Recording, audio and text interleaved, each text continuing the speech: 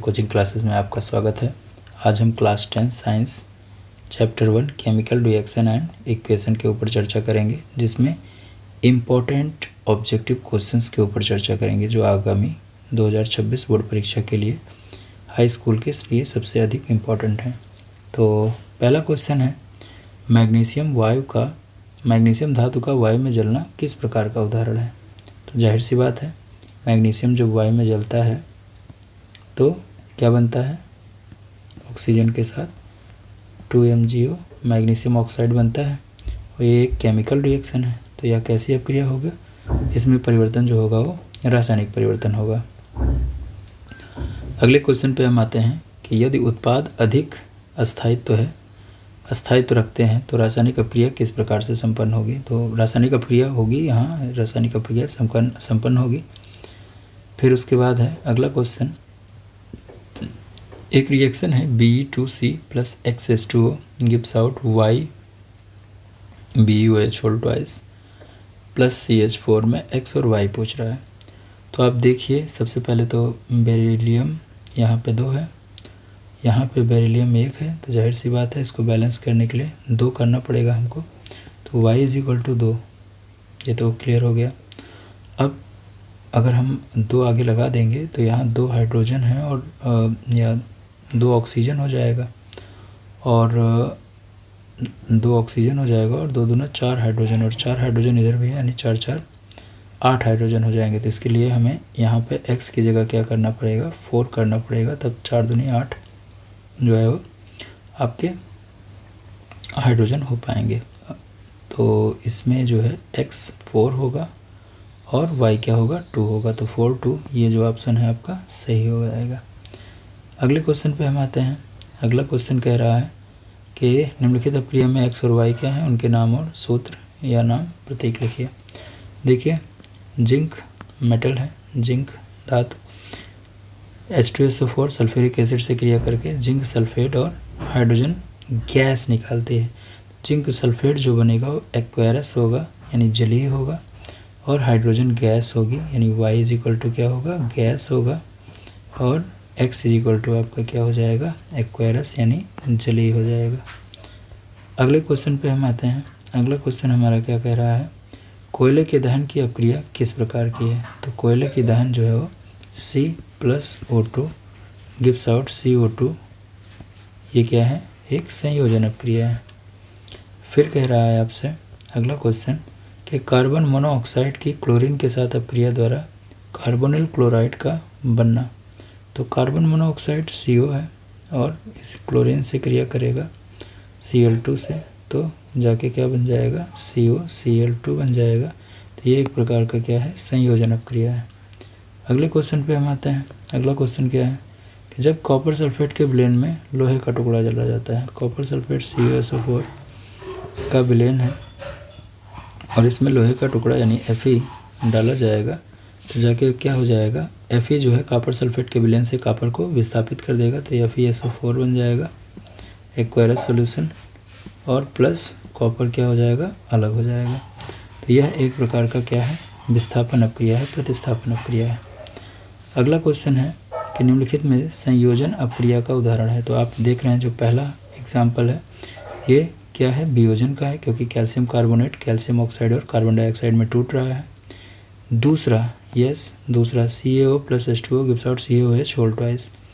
ये जो दहन की मतलब जो कैल्शियम ऑक्साइड में जल की जो अभिक्रिया है, से कैल्शियम हाइड्रोक्साइड का बनना, इसमें प्लस हीट भी निकलेगा, तो ये जो है वो संयोजन की अभिक्रिया है।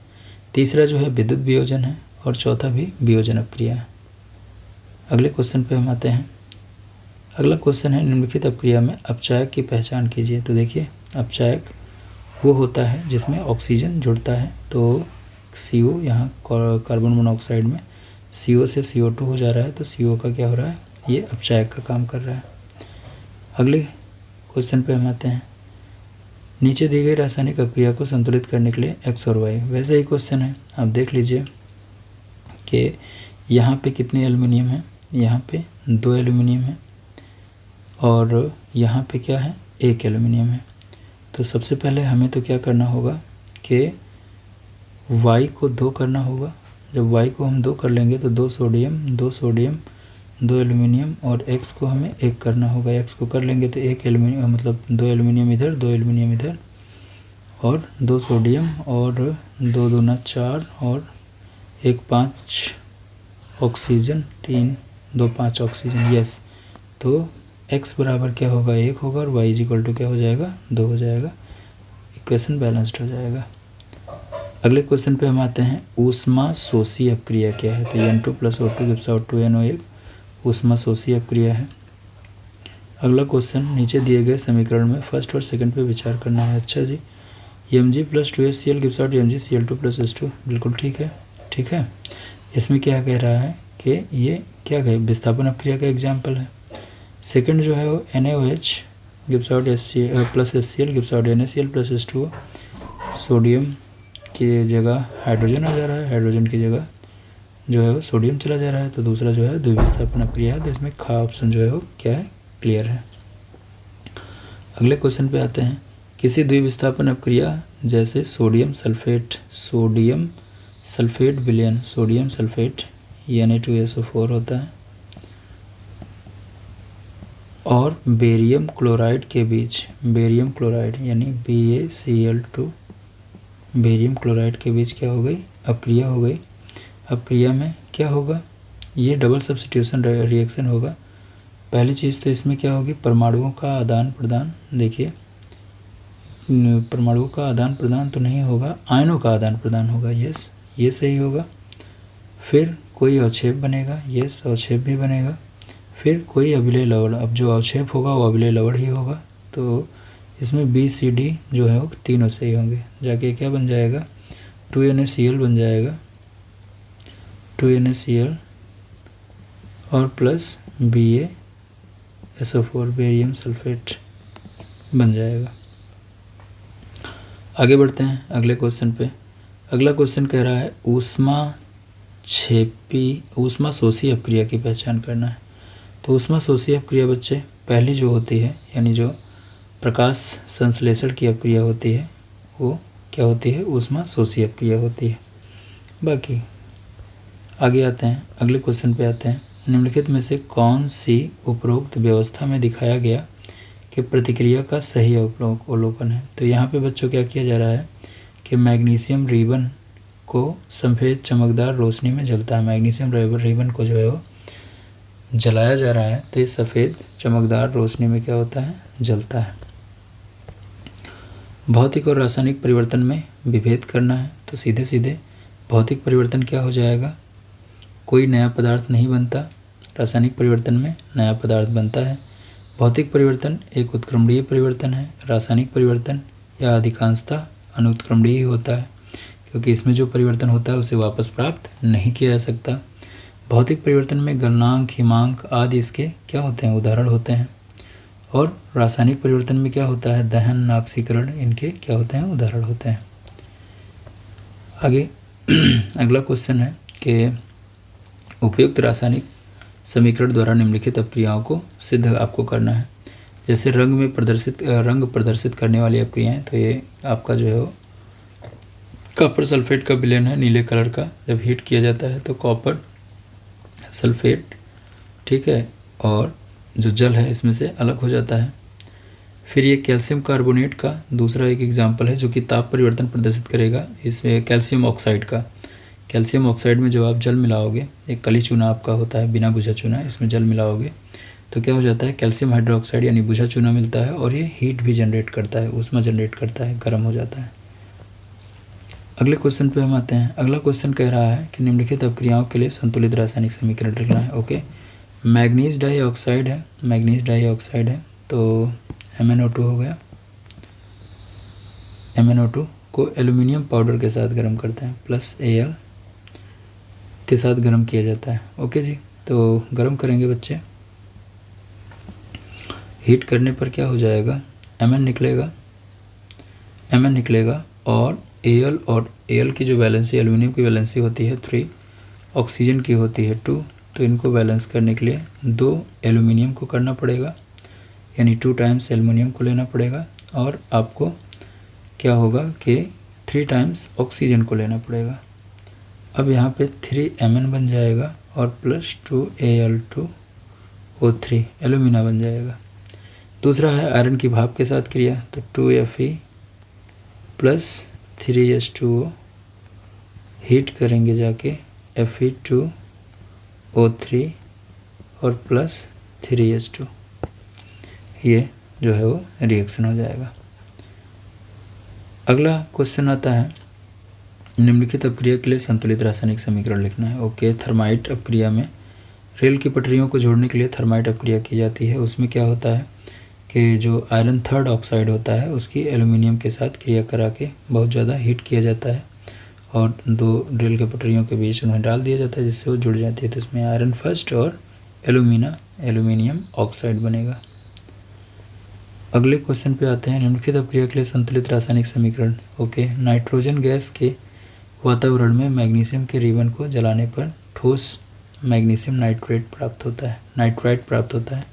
तो 3Mg plus N2 gives out Mg3N2, ये क्या होगी, संयोजन अपक्रिया होगी।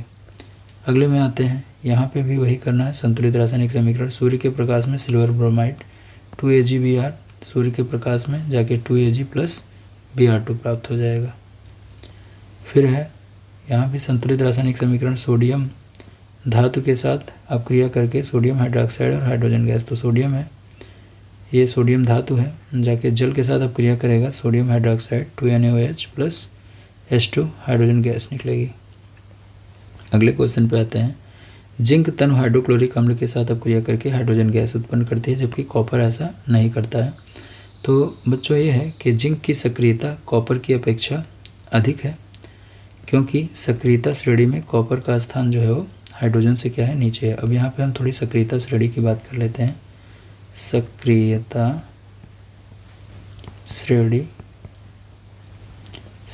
श्रेणी में सबसे पहले बात की जाए lithium, potassium, sodium, calcium, magnesium, aluminium, zinc,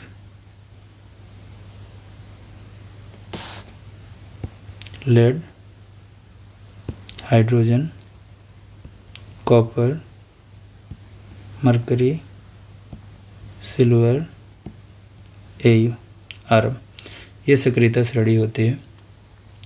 ये जो इनकी क्षमता है ये प्रबल, ऑक्सीकारक और इधर से इधर की ओर ये क्या होते हैं, प्रबल अपचायक होते हैं। प्रबल अपचायक, तो अपचायक क्षमता का जो क्रम होता है वो राइट से लेफ्ट और जो ऑक्सीकारक क्षमता का क्रम होता है जो है वो लेफ्ट टू राइट होता है। अब यहाँ पे क्या कह रहा है कि क्वेश्चन आपका ये था कि जिंक तनु हाइड्रोक्लोरिक अम्ल से हाइड्रोजन को विस्थापित कर देता है। तो आप देखिए जिंक का जो स्थान है वो कहाँ पे है, जिंक का जो स्थान है वो यहाँ पे है, जिंक ये है, हाइड्रोजन ये है, हाइड्रोजन से पहले है जिंक, तो जिंक हाइड्रोजन को क्या कर देगा, विस्थापित कर देगा। जबकि कॉपर क्यों नहीं कर पाएगा, जबकि क्या कह रहा है, कॉपर ऐसा नहीं कर पाता, क्यों, क्योंकि कॉपर जो है हाइड्रोजन के बाद है सक्रियता श्रेणी में। अगले क्वेश्चन पे हम चलते हैं। अगला क्वेश्चन कह रहा है कि लेड का सफ़ेद लवण गर्म करने पर विघटित होकर भूरे रंग के धुएं के साथ कुछ शेष छोड़ देता है। लवण का नाम बताइए। तो भाई लेड नाइट्रेट होगा, PbNO3 का होल ट्वाइस लेड नाइट्रेट हो जाएगा। विघटन अपक्रिया के लिए समीकरण, तो PbNO3 का होल ट्वाइस जब विघटित होगा तो PbO 2PbO 4NO2 plus O2 निकलेगा।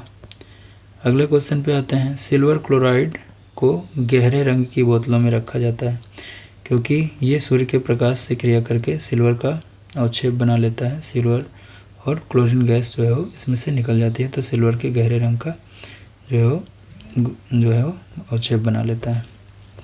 अगला, जुगनू रात में ही क्यों चमकते हैं? बहुत बढ़िया क्वेश्चन है।